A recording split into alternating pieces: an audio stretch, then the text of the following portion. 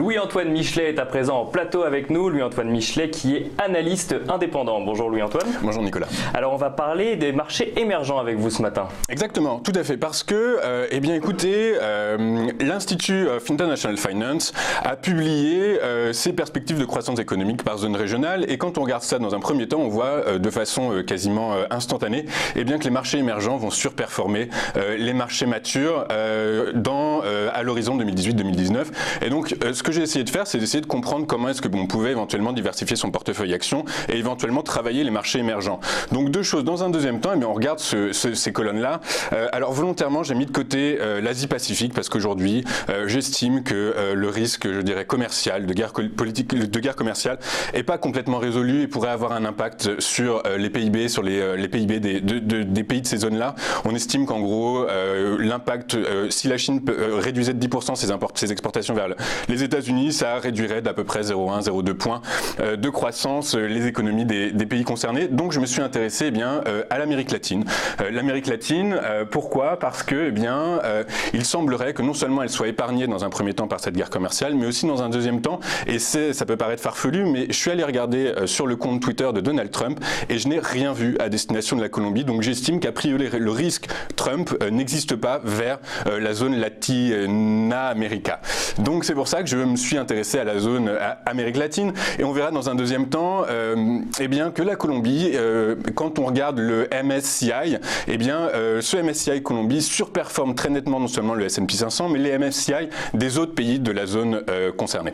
Alors avant de parler de la Colombie, on va peut-être regarder les indices en Amérique latine de manière générale. Exactement. C'est vrai que sur le premier graphique, on se dit il faut aller en Asie absolument. L'Amérique latine n'est pas forcément la zone à laquelle on aurait pensé, et pourtant il y a des belles performances à faire là-bas. Exactement, tout à fait. Alors là, on est sur un tableau, c'est juste ce que je vous expliquais il y a 30 secondes, c'est-à-dire en bas de 100 au 1er janvier 2018, eh bien, on voit que le MSCI Emerging Market, donc marché émergent, surperforme très légèrement le S&P 500. Pourquoi est-ce que j'ai raisonné à partir du 1er janvier 2018? Parce que pour moi, les marchés commencent à valoriser, à intégrer le risque commercial, le risque de guerre commerciale. Donc, c'est pour ça que je raisonne à partir dans cette unité de temps-là.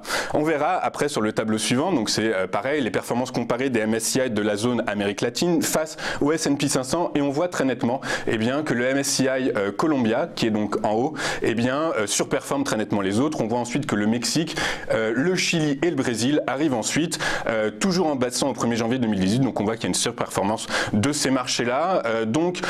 Ensuite, dans un troisième temps, il faut, je dirais, essayer de creuser le MSCI colombien pour voir quels seraient les secteurs éventuellement qui pourraient être intéressants à trader. Alors on va le regarder dans un instant. Donc là on voyait effectivement que le MSCI colombien c'était la ligne bleu ciel. Exactement. Donc celle qui finissait la plus en hausse. Quand on parle de guerre commerciale, ça veut dire qu'en fait ils ne sont pas touchés aujourd'hui, ou juste qu'ils réagissent mieux aux différentes variations que peuvent avoir la politique Trump? Ils sont pas touchés, ils sont pas dans le viseur de Donald Trump, parce que je dirais que de toute façon, enfin, c'est aussi un exportateur de produits pétroliers, c'est un exportateur de café, donc typiquement il pourrait être leur premier partenaire commercial, c'est les États-Unis, leur deuxième partenaire commercial, c'est la Chine. Donc normalement, il pourrait être impacté, mais il semblerait que non. Et pourquoi? Eh bien parce qu'on a affaire à des données fondamentales, et notamment macroéconomiques, qui laissent supposer que eh bien, la demande intérieure retrouve de la vigueur.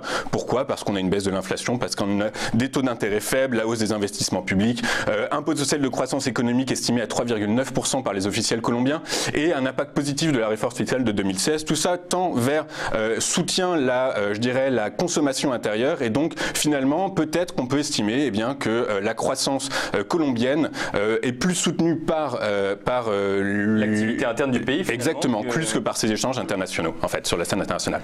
Est-ce que c'est des indices un peu plus risqués du coup? C'est ce qu'on pourrait se dire quand on est européen et qu'on va sur des marchés sur lesquels on n'a pas l'habitude? Le seul risque éventuellement qu'on peut percevoir, c'est la barrière de la langue. Et encore, puisque si on s'intéresse aux publications des entreprises cotées sur le Colcap, elles publient en espagnol et en anglais. Donc typiquement, le risque n'existe pas. Après, quand on s'intéresse à des ratios, eh bien on voit que le bêta médian, alors moi je raisonne en médiane, je ne prends pas la moyenne parce que comme ça me permet de lisser un peu plus, mais en tout cas on a un pair médian de 14,7, ce qui correspond à un niveau de valorisation assez correct, je dirais, avec un potentiel de croissance important, ou tout du moins existant, et un bêta médian de 0,92. Le bêta, c'est un indice c'est un ratio de volatilité qui permet plus ou moins de comprendre quelle va être la surperformance ou la sous-performance de l'indice, enfin de l'indice face à son benchmark. Et en l'occurrence, 0,92, ça veut dire qu'en gros, on est proche des 1% et donc que les répliques seront quasiment identiques à l'évolution de l'indice Colcap qu'on regarde en l'occurrence. Donc c'est l'indice des 24 premières grosses capitalisations colombiennes qui, eh bien, quand on regarde son parcours boursier, en un an a pris 13%, en un mois 2,24 et en une semaine 1,24. On voit également donc que techniquement, eh bien, on est, je dirais, dans une tendance haussière sur l'indice colombien, ce qui peut permettre éventuellement eh bien, éventuellement envisager une hausse vers les 15 566 points dans un premier temps, voire les 1598 points dans un deuxième temps. Donc on va en Colombie rapidement, on y va comment? Vous avez On y va comment? Eh bien, plusieurs réponses s'offrent à moi. La plus logique et la plus simple, écoutez, je crois qu'il faut, alors tout dépend, les produits qui sont travaillés, est-ce que les investisseurs travaillent des titres vifs, auquel cas ils peuvent investir directement, ou auquel cas ils passent par des CFD, donc par un broker, et auquel cas il faut voir si les brokers sont positionnés sur ces places financières. Merci beaucoup Louis-Antoine Michelet. C'est moi Nicolas. Je rappelle donc que vous êtes analyste indépendant.